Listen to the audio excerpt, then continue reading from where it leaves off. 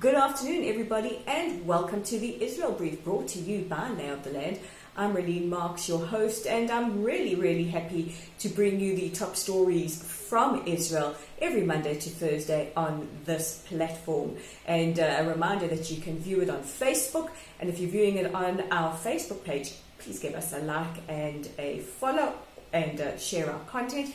And if you would prefer to view it on YouTube, simply look for us at the Israel Brief and click on the big red subscribe button. It really helps us get Israel's side of the story out to as many people as possible.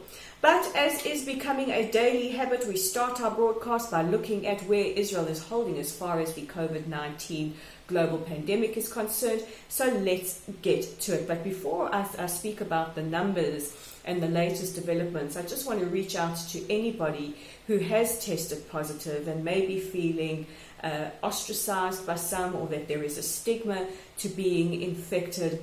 Please know that there's nothing to be embarrassed or ashamed about. This is a global pandemic. This is affecting millions of people around the world. And to everybody in communities who maybe don't want to reach out to any COVID-19 patients, you know, we can't do it physically, but we can do it through messages of support and of love. You know, please do so, because it just helps people feel a whole lot better and also removes the stigma around this virus. But let's look at those important numbers, because they are important.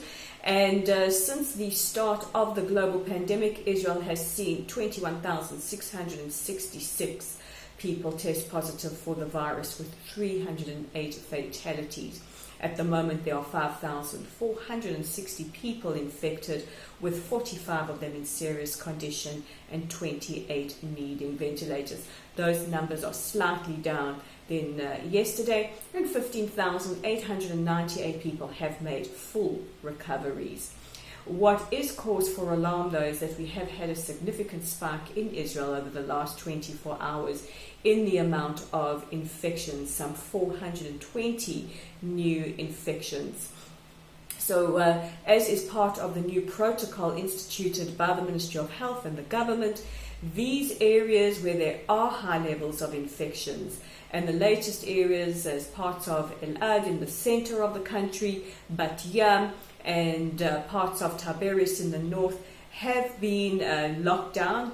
They are now restricted zones. They will be locked down for 7 days. And some of the people of El-Ad are a little bit angry. They say, why should they be locked down? But obviously the stats are proving otherwise.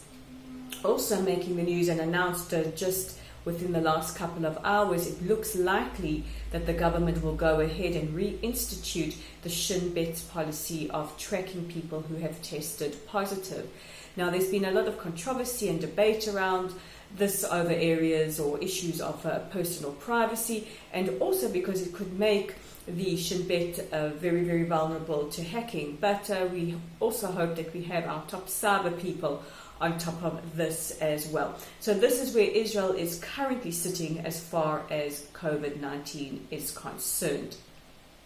In other major news, we are a week away from Israel possibly applying sovereignty to some areas of the West Bank, or annexing. It depends on how you look at it. And here at the Israel Brief, we really do try to give a balanced perspective. But we have heard some more noise from the international community.